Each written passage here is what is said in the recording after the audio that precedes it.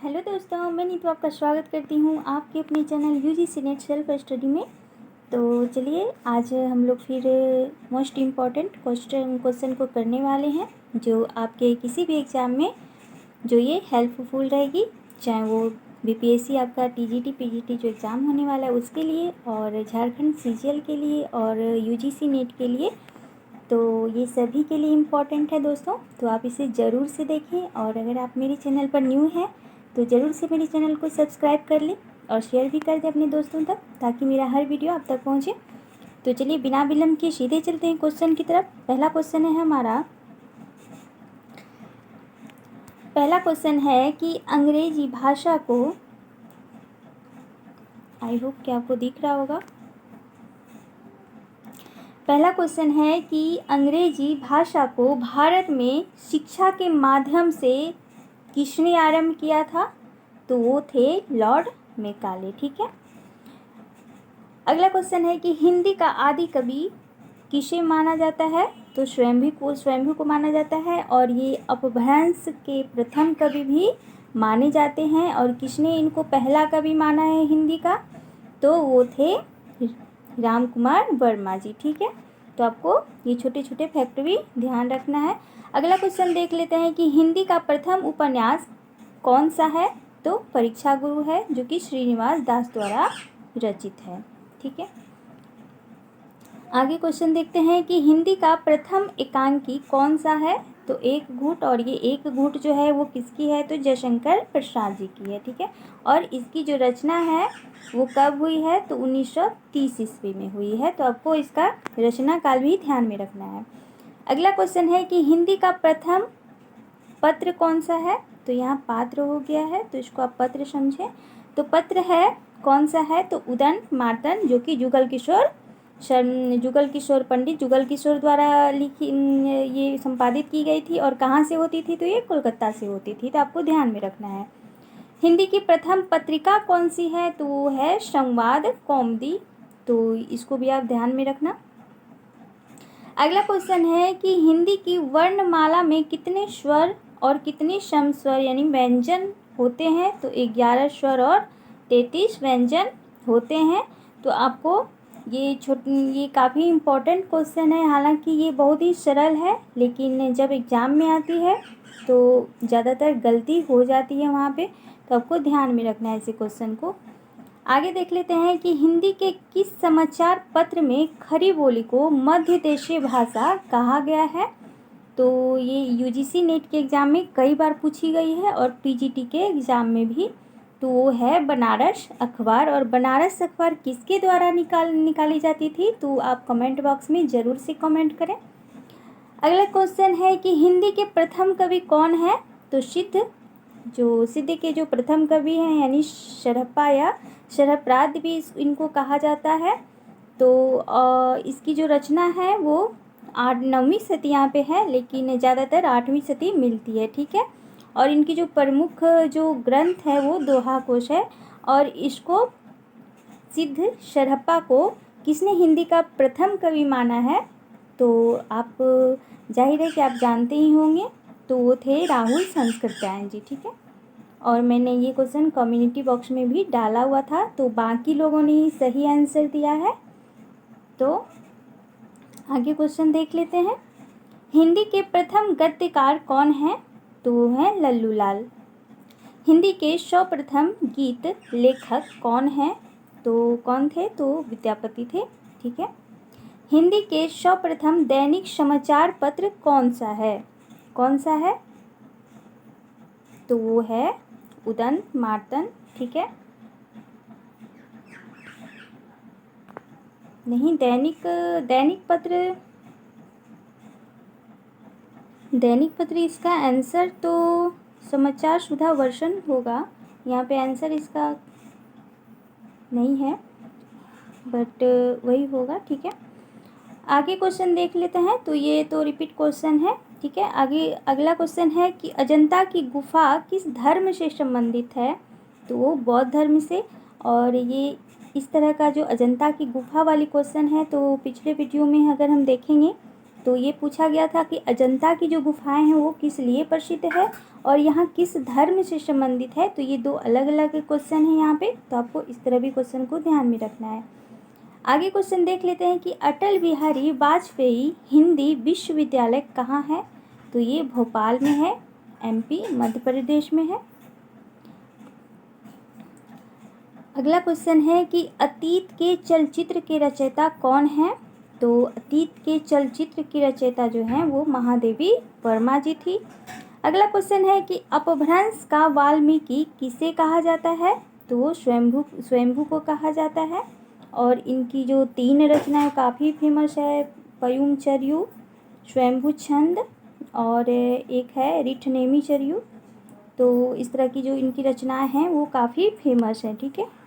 अगला क्वेश्चन है कि अपभ्रंश भाषा के प्रथम व्याकरणाचार्य कौन थे। तो वो थे हेमचंद्र जी। ठीक है। अगला क्वेश्चन है कि अपभ्रंश में कृष्ण काव्य के प्रणेता कौन है। तो अपभ्रंश में आपको ध्यान रखना है, ये सूरदास की बात नहीं कर रहे हैं, यहाँ पे अपभ्रंश भाषा की बात हो रही है। और सूरदास जो थे वो ब्रज भाषा के प्रणेता थे कृष्ण काव्य में, और यहाँ पे अपभ्रंश भाषा की बात की जा रही है। तो आपको ये ध्यान में रखना है कि अपभ्रंश भाषा में कृष्ण काव्य के जो प्रणेता थे वो थे पुष्पदंत, और ब्रज भाषा का ही कृष्ण काव्य में जो प्रणेता रहे हैं वो सूरदास जी थे। तो आपको इस तरह क्वेश्चन को देखना है। ठीक है। अगला क्वेश्चन है कि अबला जीवन हाय तुम्हारी यही कहानी, आंचल में है दूध और आँखों में पानी, उपयुक्त पंक्तियाँ किस काव्य से ली गई है। तो यशोधरा की है, यशोधरा से ली गई है। और यशोधरा के रचनाकार कौन है। तो मैथिली शरण गुप्त जी हैं। ठीक है। आगे देख लेते हैं। अगला क्वेश्चन है अभिलेखों का अध्ययन क्या कहलाता है। तो इपोग्राफी कहलाता है। अगला क्वेश्चन है अमी हलाहल मद भरे श्वेत श्याम रत्नार, जियत मरत झुकी झुकी परत, जेहि चितवत एक बार। तो ये प्रस्तुत पंक्ति के रचयिता कौन है। तो ये रसलीन है, और ये कई बार क्वेश्चन रिपीट की जाती है कई एग्जामों में, तो आपको ध्यान रखना है। अगला क्वेश्चन है कि अमीर खुसरो ने किसके विकास में अग्रणी भूमिका निभाई थी। तो खरी बोली के विकास में। अगला क्वेश्चन है हमारा अमीर खुसरो ने जिन मुकरियों, पहेलियों और 2 सुखनों की रचना की है उसकी मुख्य भाषा क्या रही है। तो खरी बोली। अगला क्वेश्चन है अवधी भाषा के सर्वाधिक लोकप्रिय महाकाव्य का नाम क्या है। तो अवधी भाषा में रामचरितमानस लिखी गई थी, और वो सर्वाधिक लोकप्रिय महाकाव्य है, जो अभी भी उसकी जो लोकप्रियता है वो बनी हुई है। और इसकी रचना करने वाले कौन हैं। तो तुलसीदास जी हैं। अशोक के फूल जो निबंध संग्रह है वो किसकी है। तो हजारी प्रसाद द्विवेदी जी की है, और इसकी जो रचना काल है वो 1948 ईस्वी है। ठीक है। आगे देखते हैं क्वेश्चन। अगला क्वेश्चन है कि अष्टछाप के सर्वश्रेष्ठ भक्त कवि कौन थे। तो वो थे सूरदास जी। आँख की किरकिरी होने का क्या अर्थ है। तो अप्रिय लगना, ये मुहावरा है और पूछी गई है PGT में। आंसू काव्य के रचयिता कौन है। तो जयशंकर प्रसाद जी हैं, और आंसू जो है आपके UGC नेट के सिलेबस में लगी गई है। और इसका अगर रचना काल की अगर हम बात करें तो इसकी जो रचना है वो 1925 ईस्वी है। ठीक है। तो आपको ध्यान में रखना है। इसके कई सारे संस्मरण भी निकले हुए हैं, तो अगर आप इसके संस्करण की बात करें तो ये काफ़ी बदलती रही है। तो अगर आपको जो मूल इसका पूछे कि जो इसका रचना काल हुआ था तो 1925 ईस्वी में। ठीक है। आगे देख लेते हैं कि आंचलिक रचनाएं किससे संबंधित होती है। तो वो क्षेत्र विशेष से होती है।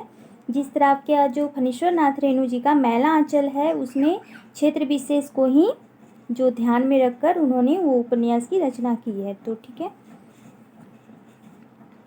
आगे देख लेते हैं कि आचार्य रामचंद्र शुक्ल ने त्रिवेणी, आपको ध्यान रखना है इस नाम को, त्रिवेणी में किन 3 महाकवियों की समीक्षाएं प्रस्तुत की है। तो इसमें सूर, तुलसी और जायसी ये तीनों कवियों की उन्होंने समीक्षाएं प्रस्तुत की है। तो कौन सी ग्रंथ का नाम है? तो त्रिवेणी, आपको ध्यान में रखना है। आगे देख लेते हैं। आगे जो है कि आत्मजयी के रचयिता कौन है? तो आत्मजयी कुंवर नारायण की रचना है। अगला क्वेश्चन है कि आत्मनिर्भरता निबंध के रचनाकार कौन है? तो वो हैं बालकृष्ण भट्ट। ठीक है, आगे देखते हैं क्वेश्चन को।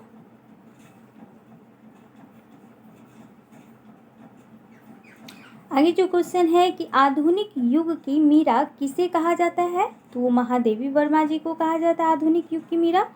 अगला क्वेश्चन है कि आधुनिक युग के चरण कौन है? तो रामधारी सिंह दिनकर, यानी कि आधुनिक युग का जो वो क्रांतिकारी जो बदलाव हुआ था, तो एक तरह से इनको क्रांतिकारी कभी तो निराला को कहा जाता है, लेकिन इनको जो है रामधारी सिंह दिनकर को एक मैथिली शरण गुप्त जी के बाद इनको भी राष्ट्रकवि की दर्जा दी गई है और इनको भी राष्ट्रकवि कहा जाता है। ठीक है, आगे देख लेते हैं। आंध्र प्रदेश की राज्य की भाषा क्या है? तो वो तेलुगु है। आसमान पर चढ़ाने का क्या अर्थ है? तो अत्यधिक प्रशंसा करना। इतिहास शब्द का शुद्ध विशेषण रूप क्या होगा? तो वो होगा ऐतिहासिक। ठीक है,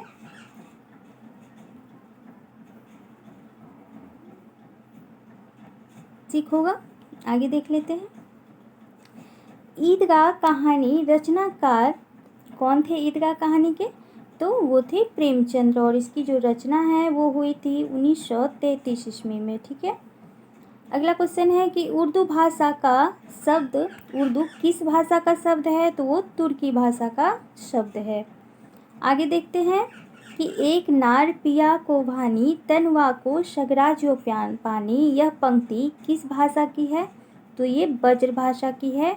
और ये किसकी पंक्ति है? तो आप ज़रूर से कमेंट बॉक्स में कमेंट करें। ठीक है, आगे क्वेश्चन देखते हैं। एक भारतीय आत्मा किसे कहा जाता है? तो वो है माखनलाल चतुर्वेदी जी।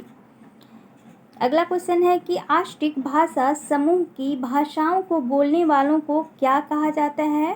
तो ये किरात कहा जाता है, और ये क्वेश्चन यूजीसी नेट के एग्जाम में आ चुका है।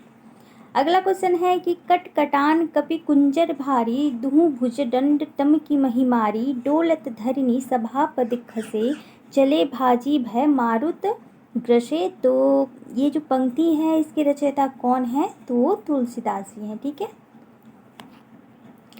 अगला क्वेश्चन है कि कठिन काव्य का प्रेत किस कवि को कहा जाता है?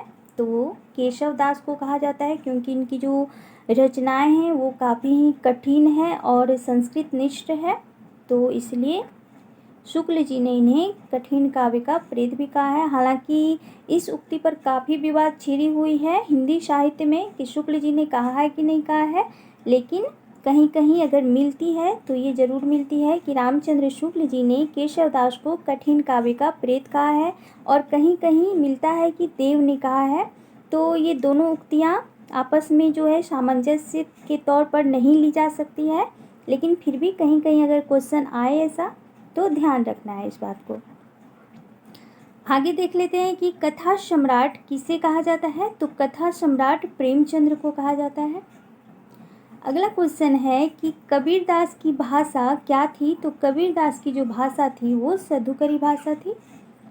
आगे क्वेश्चन है कि कलम का सिपाही किसे कहा जाता है?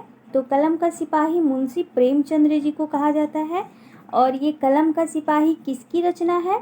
तो इनके ही बेटे कौन हैं? तो अमृत राय। ठीक है, अमृत राय ने इसकी रचना की है। और एक है कलम के मजदूर, तो वो भी आपको ध्यान में रखना है, कलम का सिपाही और दूसरा कलम का मजदूर। तो कलम का मजदूर किसकी रचना है? आप ज़रूर से कमेंट बॉक्स में कमेंट करें। ठीक है, अगला क्वेश्चन है कलम का सिपाही क्या है? तो एक जीवनी है। ठीक है, तो आज 50 क्वेश्चन ही रहने देते हैं। ठीक है, कल फिर 50 क्वेश्चन हम लोग करेंगे।